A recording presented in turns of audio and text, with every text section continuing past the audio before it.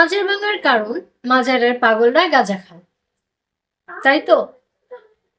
এই বাংলাদেশে অসংখ্য বার রয়েছে, অসংখ্য মাদক ব্যবসায়ীরা রয়েছে। এই বারের মধ্যে শুধু নেশার আড্ডা নয়, অনেক অপকর্ম হয়। আপনাদের কি সেগুলো চোখে পড়ে না? আপনারা সেখানে হামলা কেন করছেন না? সেগুলো কেন ভাঙচুর করছেন না? মাজার ভাঙার আরো একটি কারণ রয়েছে, সেখানে গান বাজনা হয়, নারী পুরুষ একত্রে বসে গান বাজনা করে। এই বাংলাদেশে অসংখ্য নাইট ক্লাব, ডে ক্লাব রয়েছে, যেখানে গান বাজনার সাথে সাথে নেশার আড্ডাও চলে, সেই সাথে অনেক অপকর্ম চলে। কই সেখানে কি আপনারা হামলা করতে পারেন না? কেন করেন না সেখানে হামলা? কিভাবে করবেন বলেন? সেখানে হামলা করতে গেলে আপনাদের অস্তিত্ব থাকবে না। মাজারের পাগলরা গান বাজনা করে, নেশা করে, গাঁজা খায়, যাই হোক, হ্যাঁ গাঁজা খায়।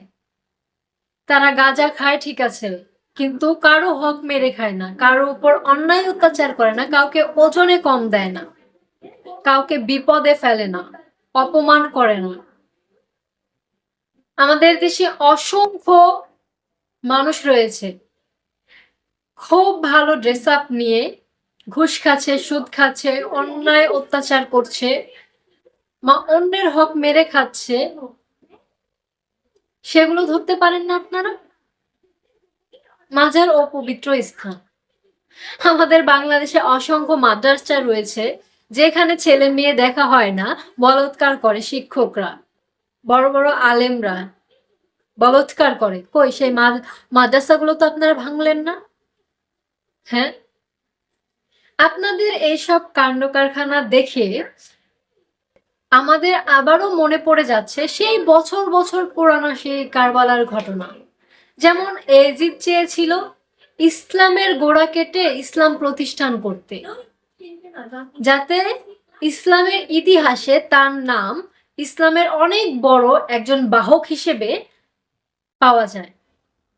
আল্লাহর কি খেলা দেখেন, ইতিহাসে তো এজিদের নাম রয়েছে, কিন্তু ইসলামের বাহক হিসেবে না, ইসলামের সবচাইতে বড় শত্রু হিসেবে। আর এইসব কাণ্ড কারখানা দেখে এটা প্রমাণ হয়ে যাচ্ছে যে এজিদের বংশধর এখনো জীবিত রয়েছে, এখনো রয়েছে আমাদের মাঝে।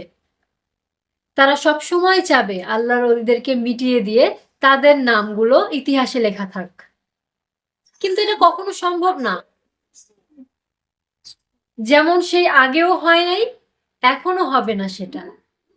আচ্ছা, ইসলামে গান বাজনা হারাম, এটা কি আপনারা প্রমাণ করতে পেরেছেন কখনো? আর পারবেন প্রমাণ করতে ইসলামে গান বাজনা হারাম? মাজারে সেজদা করা হারাম, এটা কি প্রমাণ করতে পারবেন আপনারা কখনো? পারবেন না।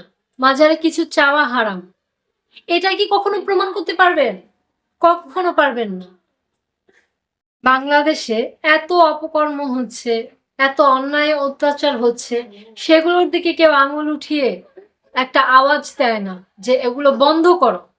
আর যেখানে আল্লাহর অলিরা শুয়ে আছে সেইখানে আগে হাত চলে যায়, সেখানে আগে অপকর্ম বন্ধ করতে হবে। যেখানে অপকর্ম হয় না সেখানে অপকর্মের নাম দিয়ে অন্যায় অত্যাচার করতে হবে।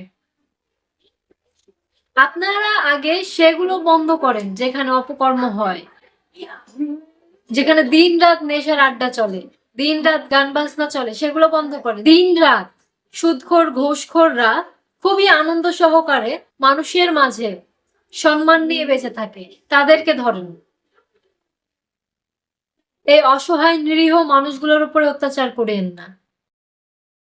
আল্লাহর সইবে না এগুলো। আল্লাহ ছাড় দেয়, ছেড়ে দেয় না, এটা মনে রাখবেন সব সময়।